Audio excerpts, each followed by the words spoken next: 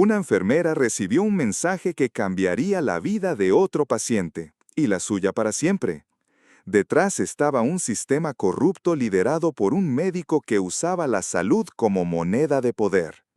Pero Seo Yen decidió romper el silencio y enfrentarlo con pruebas que nadie esperaba.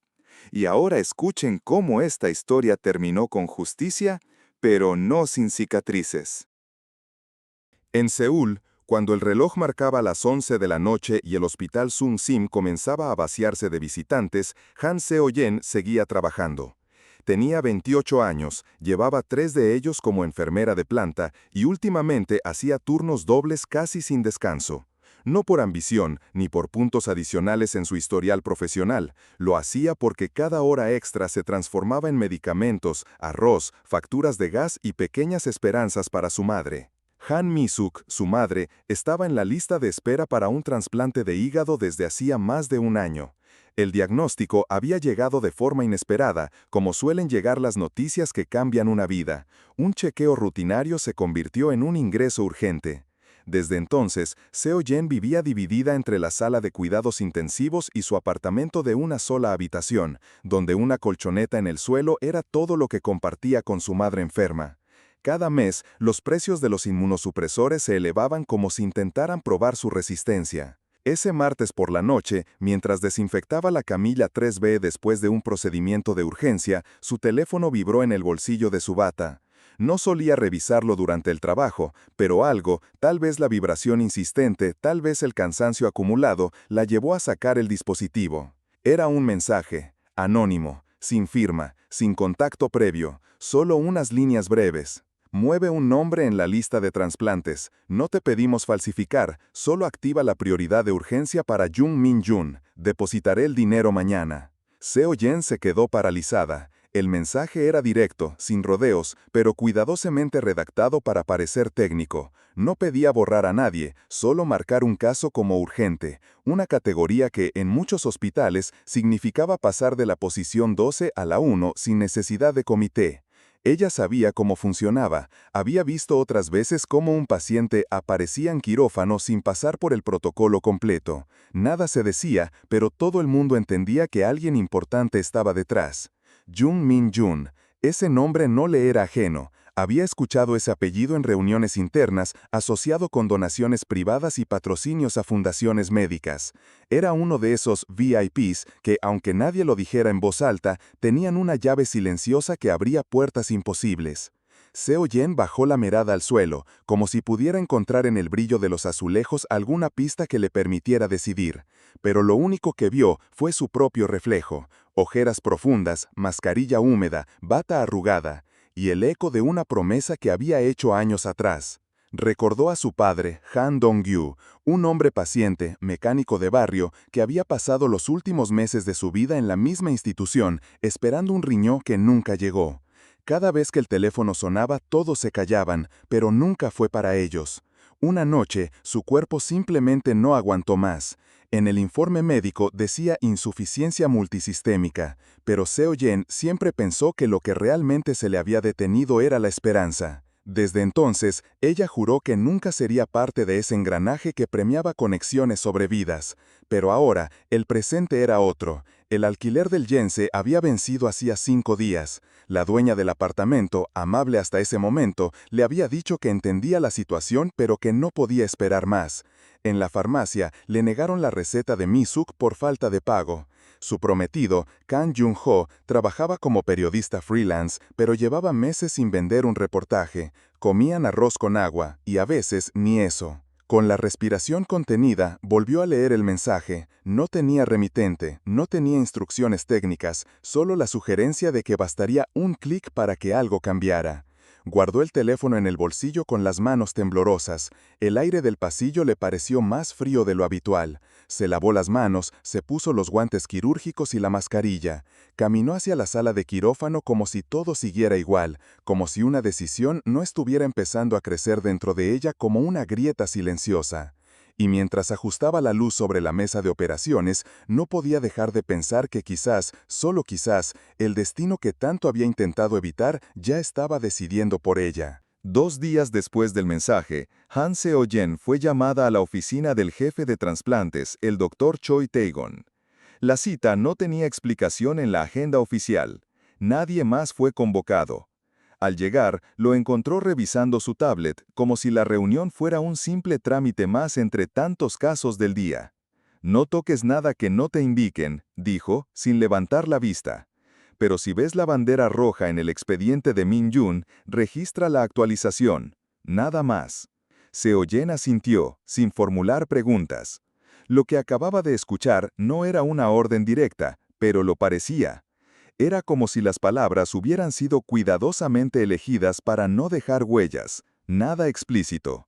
Solo una frase que, dentro del sistema, tenía peso. Bandera roja, la clave para acelerar la revisión clínica. No era falsificación, no era un engaño en los papeles, solo un botón que decía, revisión inmediata. Un clic y el algoritmo haría el resto. Choi Tae-gon volvió a hablar, esta vez con tono más bajo. Sin esos donantes VIT, cerramos cama Seo-yen, no es solo por ellos, es por todos. La frase cayó como un golpe suave pero firme. Por todos. Usar el bien colectivo como excusa para la excepción individual.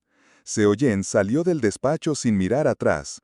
No sabía si acababa de ser cómplice, víctima o las dos cosas a la vez. Esa misma noche, revisando los expedientes, encontró la carpeta digital de Jung Min-jun.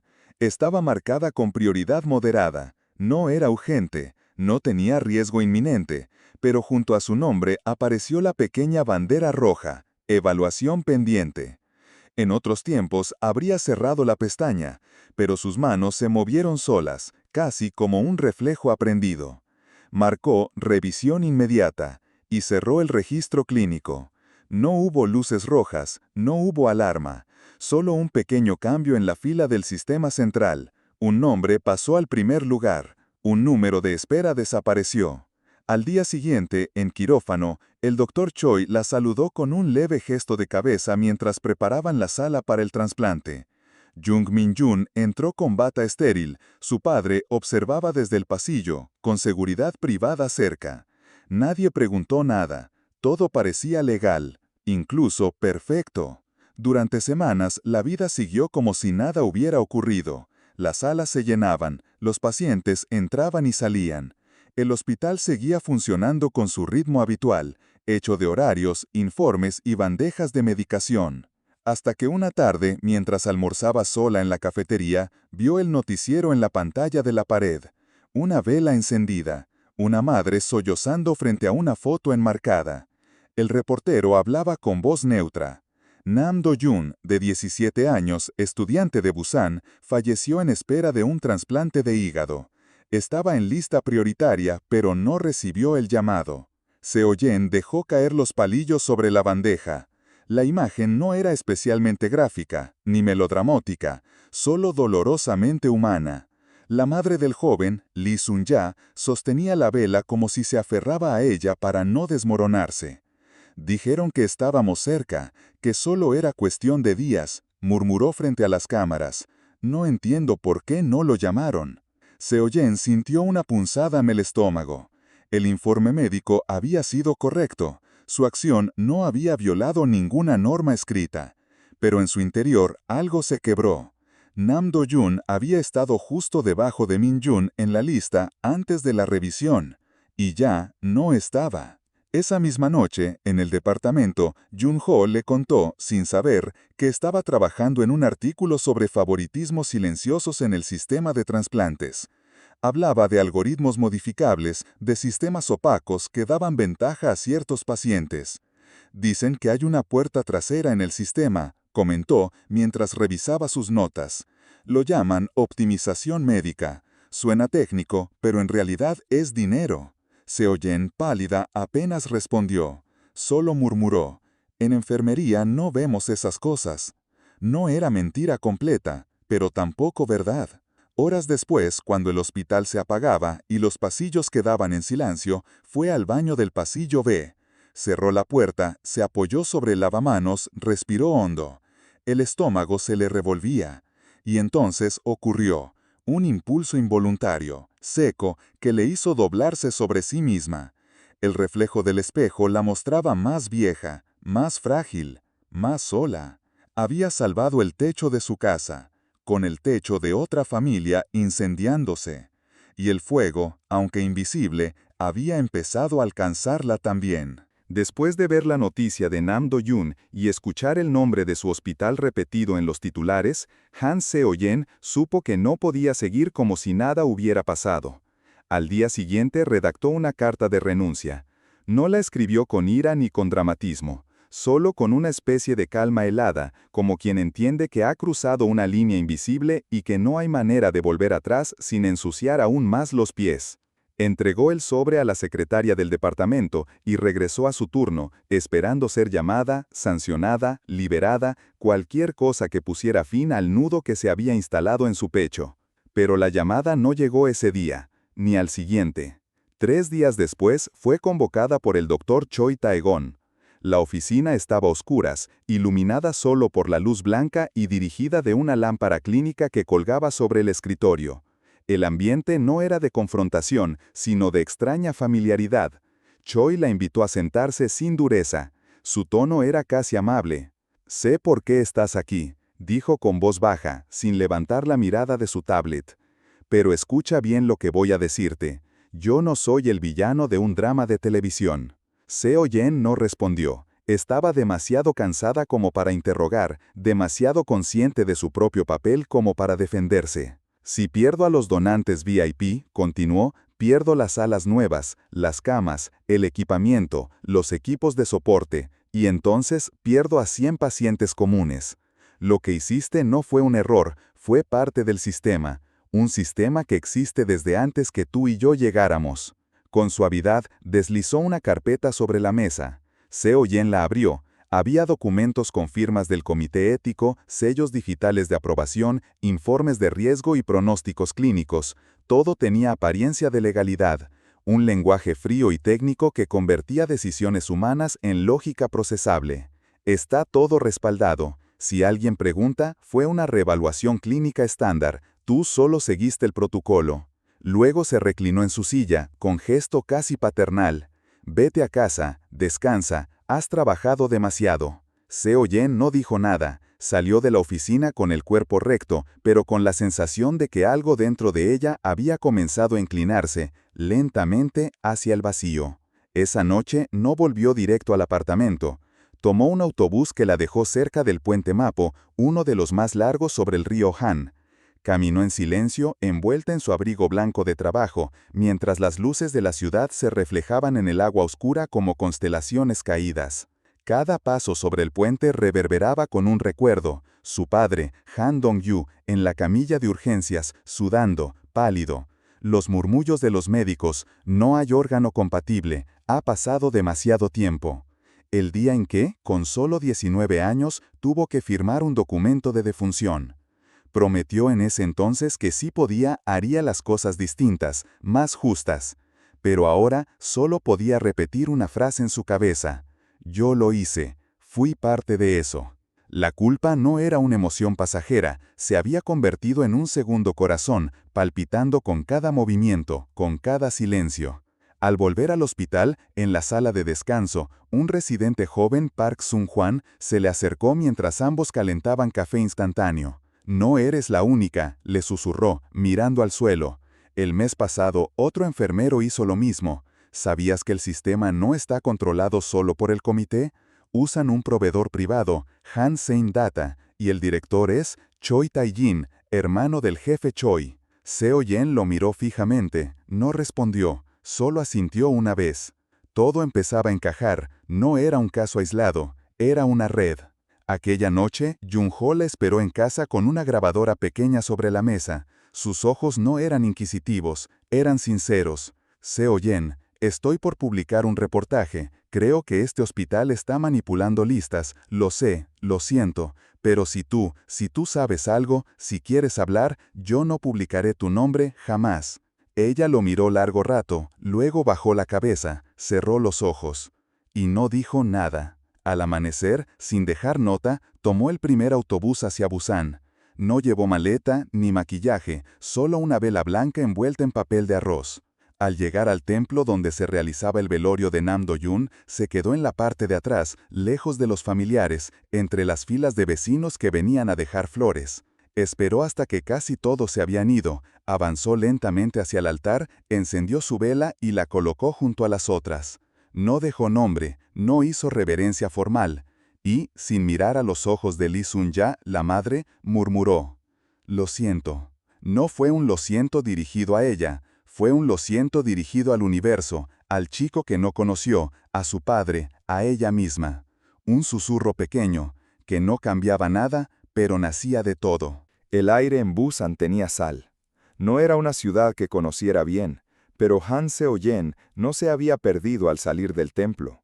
Caminaba en línea recta, como si el suelo la empujara, no como si ella lo eligiera. A cada paso, la vela que había dejado junto al retrato de Nam Do-yoon parecía pesar más. Estaba por doblar la esquina cuando escuchó pasos rápidos detrás de ella. ¡Espera! La voz era firme, gastada. Cuando se dio la vuelta, Lee Sun-ja la alcanzó. No gritaba, no temblaba, solo la miraba con ojos secos y una expresión que no era rabia, sino algo más: intención. «Te vi rezar», dijo, con voz ronca. «¿Conocías a mi hijo?» Seo-yen tragó saliva. Podría haber mentido, podría haber dicho que no, que solo estaba allí por respeto, como enfermera. Pero algo en esa mirada no permitía escape. Era la mirada de una madre que ya lo había perdido todo, y a la que no se le podía quitar nada más, salvo la verdad. Así que lo dijo.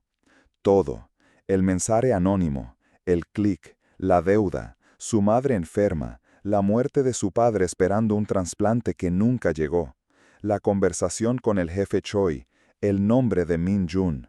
Cada palabra salía con dificultad, como si le estuvieran despegando pedazos del alma. Esperó una bofetada, o un grito, o el silencio absoluto. Pero Lee Sun-ja no hizo nada de eso. Cerró los ojos, inspiró hondo, y después dijo algo que no estaba en ningún guión posible. «Si hubieras hablado antes, quizás habríamos salvado a otros». Seo-yen sintió que el aire se detenía, no por crueldad, sino por el peso de una compasión que no merecía. «No me devolverás a Do-yoon con castigos». La voz de Sun-ja era áspera, pero estable, pero sí, con verdad. Del bolsillo de su abrigo sacó una pequeña cinta negra. Era una de las que los asistentes al velorio llevaban prendidas en el pecho. «Haz algo con esto», dijo, y se la puso en la mano cerrándosela con fuerza. Ese gesto, más que cualquier palabra, quebró la parálisis. De regreso en Seúl, Seo-yen no volvió a su rutina. No podía. El hospital seguía funcionando, con pasillos llenos y protocolos exactos, pero ella caminaba con otro ritmo. Ya no era una enfermera obediente, era una testigo con memoria. Con ayuda de Park Sin-hwan, el residente, comenzó a recolectar evidencia. Descargó registros de turnos, copió logs de acceso, tomó capturas del sistema donde se activaban los filtros de revisión inmediata. Las piezas del rompecabezas estaban ahí, dispersas entre formularios con lenguaje técnico y pantallas grises. Pero lo más importante llegó una noche, cuando Choi Tae-gon, confiado, recibió en su despacho a un intermediario externo. Park, fingiendo estar limpiando un armario cercano, grabó la conversación. Han Song ajusta las ponderaciones», decía Choi, relajado. «El comité solo firma, nadie lee las líneas chicas». Esa frase lo cambió todo. Investigando más a fondo, Seo-yen y Park descubrieron el contrato entre el Hospital Sung Sim y Han Song Data, la empresa que gestionaba el algoritmo de trasplantes. En su cláusula 4.2 hablaba de optimización de sostenibilidad clínica. Palabras elegantes que en realidad permitían priorizar a pacientes con mayor posibilidad de retribución futura. En otras palabras, conexiones, dinero, influencia. El algoritmo no era una herramienta médica, era una balanza torcida. Con todos los datos organizados, Seo-yen fue a ver a Jun-ho, le entregó una carpeta y un pendrive. «Publica todo, pero hazlo el día que yo me entregue. No quiero esconderme detrás de nadie. Ni siquiera detrás de ti. Jung-ho, con los ojos brillantes y la voz baja, solo asintió. No hacía falta decir más. La noche anterior a la publicación, el hospital se enteró de que algo estaba por estallar. En un intento desesperado, Choi Tae-gon filtró el nombre de una enfermera novata a un blog anónimo, insinuando que ella había sido la responsable de alterar las listas. Buscaba un chivo expiatorio, alguien que no tuviera cómo defenderse. Pero no contaba con que Seo-yeon saldría al frente. A la mañana siguiente, frente a un mar de cámaras, acompañada por Jung-ho, dio una conferencia de prensa. Su voz no tembló, dijo su nombre completo, contó su historia, asumió su culpa, mostró documentos, audios, imágenes.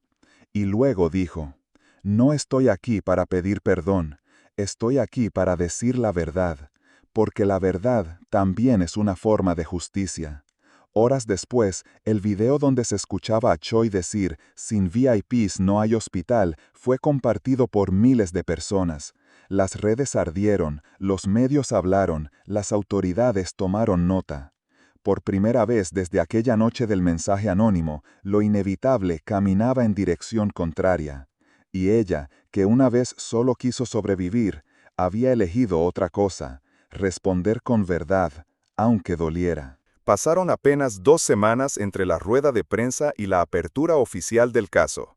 La Fiscalía, presionada por la magnitud de la denuncia pública, inició cargos contra el Dr. Choi Tae-gon por manipulación fraudulenta del sistema de trasplantes y conflicto de interés.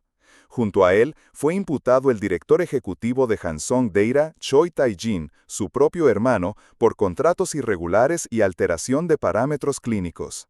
El escándalo ocupó titulares durante días. El hospital Sumsim suspendió de inmediato su contrato con Hansong y el Ministerio de Salud, en respuesta directa, ordenó auditorías externas e implementó nuevas listas ciegas, sin acceso directo de ningún personal administrativo a la jerarquía de espera. Era un cambio que tardaba años en llegar, pero esta vez nadie podía ignorarlo.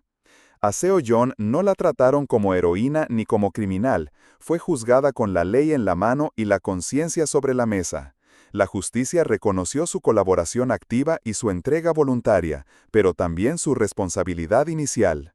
La sentencia fue simbólica y precisa: 2 años de condena suspendida y servicio comunitario en la Red Nacional de Donación y Transparencia Sanitaria.